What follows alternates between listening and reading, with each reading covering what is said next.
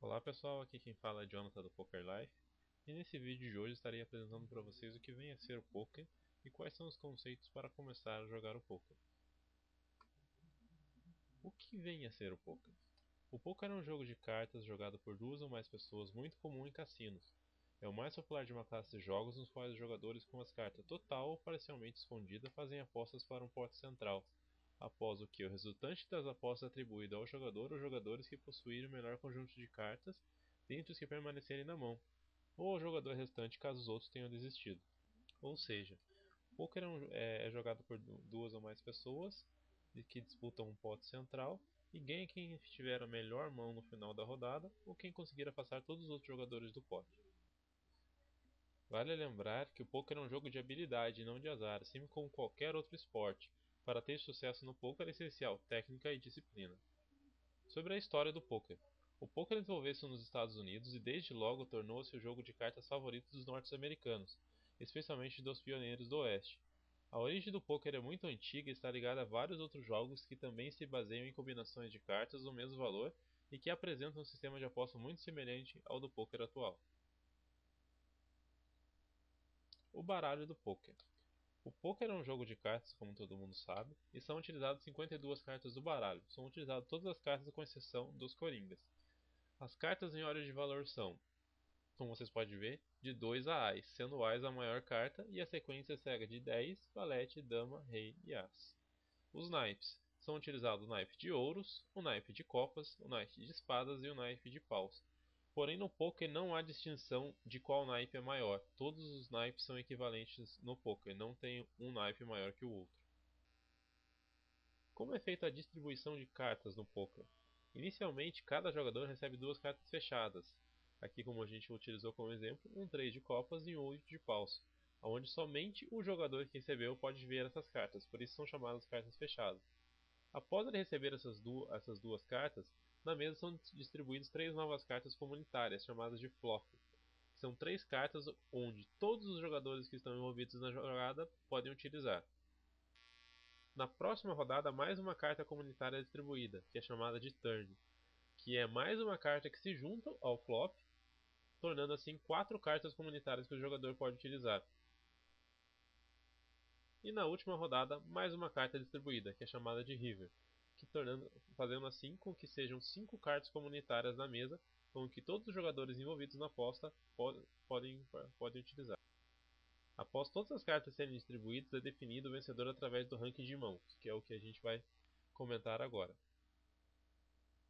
O ranking de mãos é obrigatoriamente formado por 5 cartas, ou seja, você tem que utilizar dentre as cartas comunitárias e as suas cartas da mão e fazer uma jogada com 5 cartas. Essas 5 cartas são uma combinação de suas duas cartas da mão mais 3 cartas comunitárias que foram distribuídas no flop, turn ou river. Ou então a combinação de uma carta da sua mão com 4 cartas comunitárias, ou até mesmo pelas 5 cartas comunitárias, ou seja, obrigatoriamente você tem que utilizar 5 cartas para formar uma mão de poker. Você não importa se você vai utilizar as duas cartas que estão na sua mão ou as 5 cartas que foram distribuídas na mesa. Você tem obrigatoriamente que formar um jogo com essas 5 cartas. E como é definido esse ranking de mãos? Esse ranking de mãos é definido através dessas jogadas aqui. Com 5 cartas você tem que procurar fazer alguma dessas jogadas. As jogadas estão listadas de baixo para cima, partindo do menor para o maior. Aqui, a carta mais alta equivale o quê? Você tem 5 cartas e nenhuma das cartas faz referência a outra, ou seja, você não tem nenhuma carta igual, não tem cartas do mesmo naipe, não tem cartas em sequência. Isso quer dizer, vale a carta mais alta que você tiver. Nesse caso aqui, vai valer o Rei de Copas, pois você não fez nenhuma jogada e tem o Rei de Copas com uma carta mais alta das 5 cartas que você tem que obrigatoriamente utilizar. Após a carta mais alta, o rank mais próximo é um par, ou seja, você conseguiu fazer com 5 cartas, você conseguiu fazer um par de Ás. Isso é um par, ou seja, uma dupla.